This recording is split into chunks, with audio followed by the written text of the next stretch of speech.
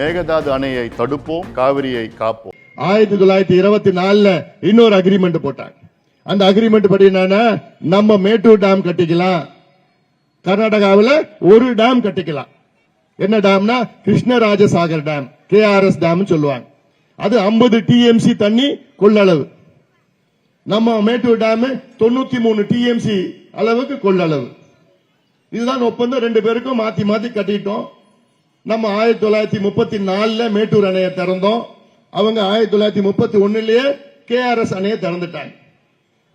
அதுக்கப்புறம் ஒழுங்கா தான் போயிட்டு இருந்தது.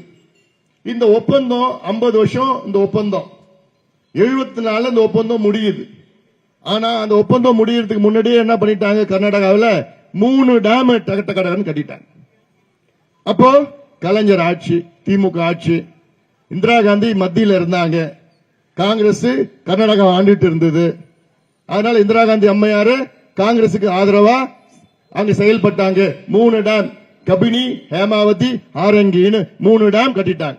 நம்ம அனுமதியை கேட்கல, நம்ம அனுமதி அவங்க வாங்கல. ஒரு ஒப்பந்தத்தின் பேர்ல உலக அளவில் எங்கே ஒப்பந்தம் போட்டாலும், நதிநீர் ஒப்பந்தம் எங்க போட்டாலும் கடைமடை மாநிலத்துக்கு தான் முதல் உரிமை இருக்கிறது.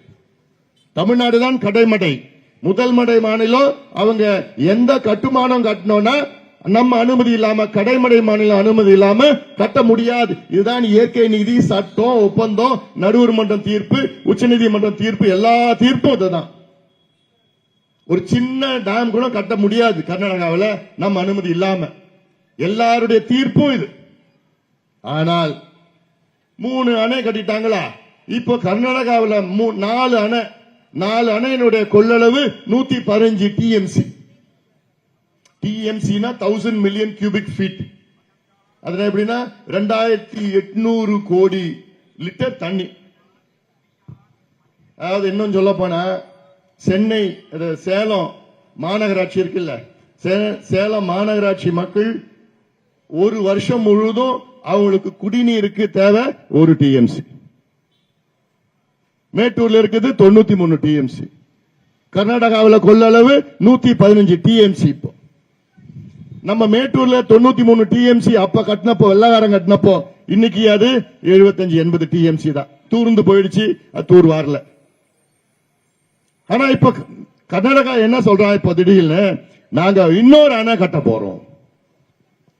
எங்க கட்ட போறாங்கன்னா கர்நாடகாவில், ஆனா தமிழ்நாடு எல்லையில, அவங்க பகுதியில், தமிழ்நாடு பார்டர்ல இருந்து 4 கிலோமீட்டர் தள்ளி மேகதாட்டுன்னு ஒரு இடம் இருக்கு. அங்க காவிரி குறுகிய இடத்துல வருது. அங்க டேம் கட்ட போறோம். அந்த டேமுடைய கெப்பாசிட்டி என்னன்னா 70 TMC. 70 TMC. அப்போ 115, 70, 185 TMC வந்துடும் அவங்க கட்டினாங்கன்னா. நமக்கு 93 தான் இருக்கு. நம்மளோட 2 மடங்கு அதிகமா அங்க கர்நாடகாவில் இருக்கும். இதற்கு நம்ம எதிர்ப்பு தெரிவிக்கிறோம். ஆனா அவங்க கேட்கிற நிலையில இல்ல. கடந்த காலத்தில் நம்ம கேட்காமலே 3 டேம் கட்டிட்டாங்க. இப்போ மறுபடியும் இன்னொரு டேம் கட்டுறதுக்கு முயற்சிக்கிறாங்க. கர்நாடகாவில் அவங்க காவிரி குறுக்கே கர்நாடகாவில் இவங்க திட்டமிடுற மிகப்பெரிய அணை இதுதான், 70 TMC. இப்ப கர்நாடகா முதலமைச்சர் சொல்ற காரணம் என்னன்னா, இது நாங்க குடிநீருக்கு பயன்படுத்த போறோம். பெங்களூர் நகரத்தில் உள்ள, பெங்களூரு 100 கிலோமீட்டர் தள்ளி இருக்கு. பெங்களூரு உடைய குடிநீருக்கு நாங்க பயன்படுத்துவோம். நான் கேட்டேன், பெங்களூர் குடிநீர் தேவை 10 TMC. அதுல காவிரி நடுவர் மன்றம் இறுதி தீர்ப்புல, உச்சநீதிமன்றம் 2018 கொடுத்த தீர்ப்புல பெங்களூருக்கு 4.75 TMC, 4.25 TMC ஒதுக்கீடு செஞ்சிட்டாங்க. அதை எடுத்துக்க. இப்போ இன்னும் தேவை அவங்களுக்கு ஒரு 5 TMC. உங்களுக்கு 5 TMC தேவை. எதுக்கு TMC டேம கட்டுறீங்க? தேவை 5 TMC. ஆனா 70 TMC கட்டுவேன்னா என்ன திட்டம் உங்களுக்கு? போன வாரம் சொல்றாரு DK சிவகுமார் முதலமைச்சர், கர்நாடகா முதலமைச்சர் சொல்றாரு, நாங்க ஒரு பக்கெட் தண்ணி கூட விவசாயத்துக்கு பயன்படுத்த மாட்டோம். நம்ம அவ்வளவு இழிச்சு வேண்டலாம், நமக்கு தெரியாதா? 5 TMC தேவைக்கு நீ 70 TMC டேம கட்டிட்டு நாங்க விவசாயத்தை பயன்படுத்த மாட்டோம். அப்ப எங்களுக்கு அவ்வளவு ஒண்ணுமே தெரியாதா? கடந்த கால அனுபவம் எனக்கு தெரியும். கடந்த காலத்துல உச்ச நீதிமன்ற தீர்ப்பை கூட கர்நாடகா மதிக்கல.